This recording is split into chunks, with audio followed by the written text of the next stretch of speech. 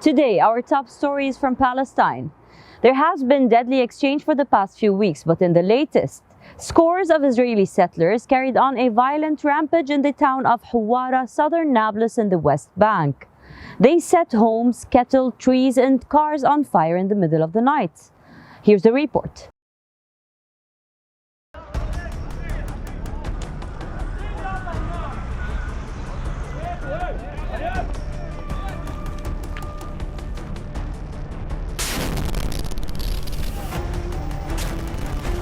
Raids, attacks, violence, rising death toll, unending misery. And the circle continues.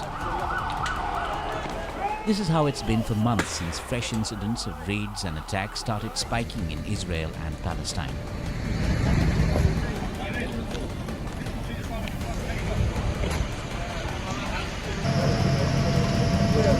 Violence has been on the rise in Israel and Palestine since Benjamin Netanyahu took over at the helm of the coalition government with the far-right parties in Israel.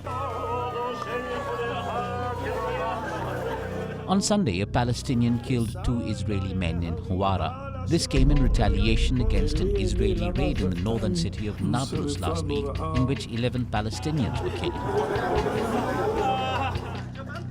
On Sunday night, Jewish settlers rampaged through a Palestinian village in Hawara in the West Bank. The settlers set fire to houses and cars. 1 Palestinian was also killed during the attacks. More than 350 Palestinians were injured.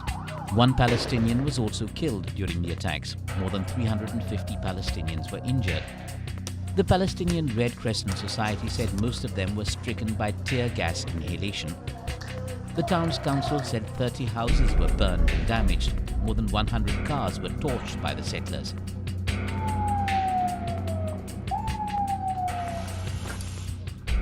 Israeli rights groups called the Hawara attack a pogrom. It was the worst such violence in decades. About 300 to 400 people went to the area for revenge. Reports said 8 Israelis were detained, but most of them have been released now. Palestinian officials said there were attacks on other neighboring Palestinian villages also. The rampage took place shortly after the Jordanian government hosted talks between Israel and Palestine on Sunday.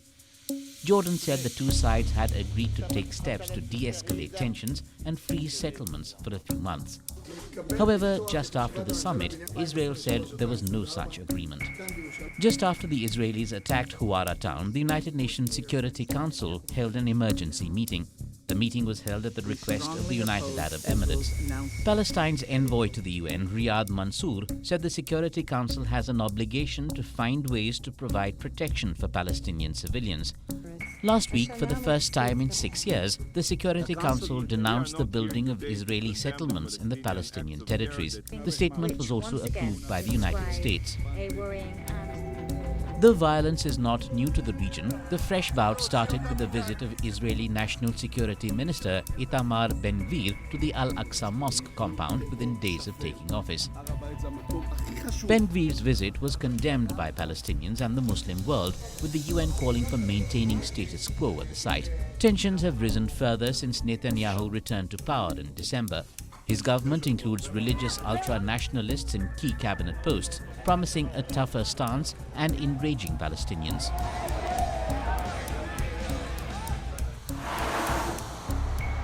The far-right government has sparked fears of a military escalation in the West Bank, occupied by Israel since the 1967 war. However, within his country, Netanyahu seems to be struggling to keep the ruling coalition together.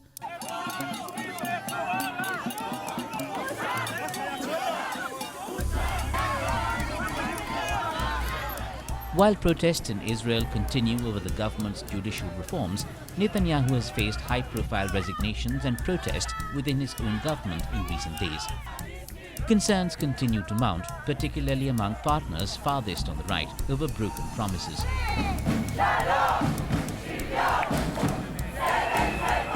On Monday, lawmakers from the far-right Otzma Yehudit party boycotted a Knesset session. The boycott was over the government's lenient policy of containment after violence in the West Bank. Earlier, Ben-Gvir warned he would resign in 3 months if the government did not implement some of his policies, even if it meant bringing down the coalition. Thus, compounded with internal politics and pressure on responding to recent incidents of attacks on Israelis, Netanyahu seems to be under pressure from all sides. The West Bank is home to about 2.9 million Palestinians. An estimated 475,000 Jewish settlers now also live in West Bank communities considered illegal under international law. Since the start of this year, the Israeli-Palestinian conflict has claimed the lives of 63 Palestinian adults and children, including militants and civilians.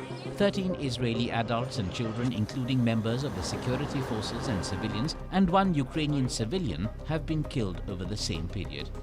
The violence follows the deadliest year for Palestinians in the West Bank since at least 2005. The United States has condemned the rampaging of villages in the West Bank. It has also said that Israel must hold settler vigilantes accountable for torching of Palestinian homes and cars. But so far, apart from condemnations for the record that do not translate into action, the international community does not seem to care much about Palestinian deaths.